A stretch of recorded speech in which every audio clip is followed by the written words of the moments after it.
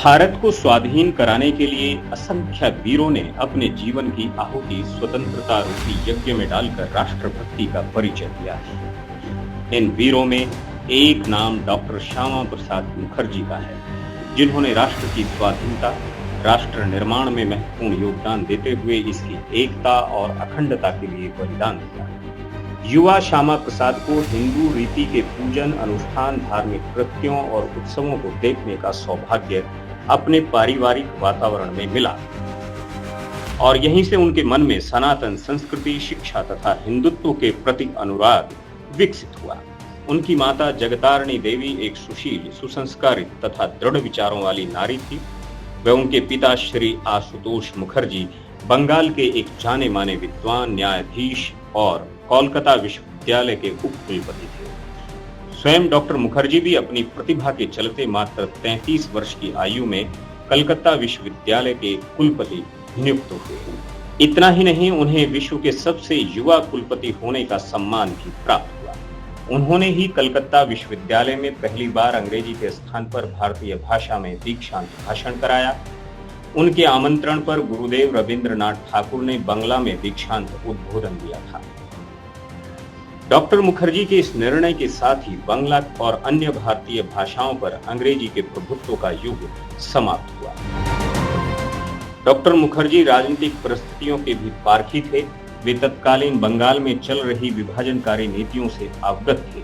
मुस्लिम league सांप्रदायिक आधार पर बंगाल का विभाजन चाहती थी। उन्होंने 1941 में कृषक प्रजा पार्टी के साथ गठबंधन की सरकार बनाई, जो किसानों और मजदूरों की पार्टी, जिसके नेता फजलुल हक थे। बाद में कृषक प्रजा पार्टी और मुस्लिम लीग का गठबंधन टूट गया। ऐसे में 1941 को डॉक्टर मुखर्जी के सहयोग से कृषक प्रजा पार्टी के फजलुल हक दोबारा बंगाल के मुख्यमंत्री बने और डॉक्टर मुखर्जी को वित्त मंत्री बनाया गया। उस दौर में यह उनकी सूझबूझ ही थी जिसने जिन्ना की मुस्लिम लीग को सत्ता से बाहर कर बंगाल के हिंदुओं को राहत दिलाई। दृढ़ राजनीतिज्ञ होने के साथ ही वे मानवीय संवेदनाओं से युक्त करुणावान मानव भी थे।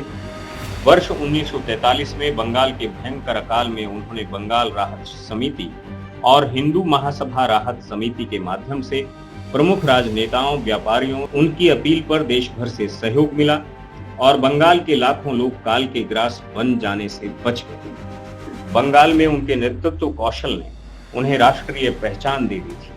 वीर सावरकर की प्रेरणा से वे हिंदू महासभा से जुड़े तथा अपनी निष्ठा और समर्पण के चलते शीघ्र ही इसके अध्यक्ष भी चुने गए।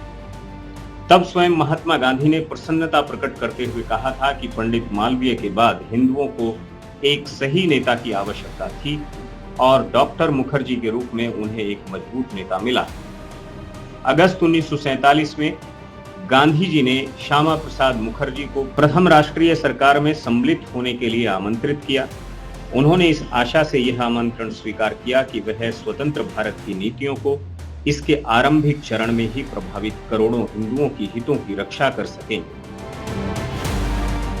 केंद्रीय मंत्रिमंडल में उद्योग और पूर्ति मंत्री होने के नाते देश में 3 विशाल औद्योगिक उपक्रमों, चितरंजन लोकोमोटिव फैक्ट्री, सिंदरी उर्वरक निगम और हिंदुस्तान एयरक्राफ्ट फैक्ट्री बंगलौर की स्थापना करके उन्होंने देश के औद्योगिक विकास की मजबूत आधारशिला रख दी।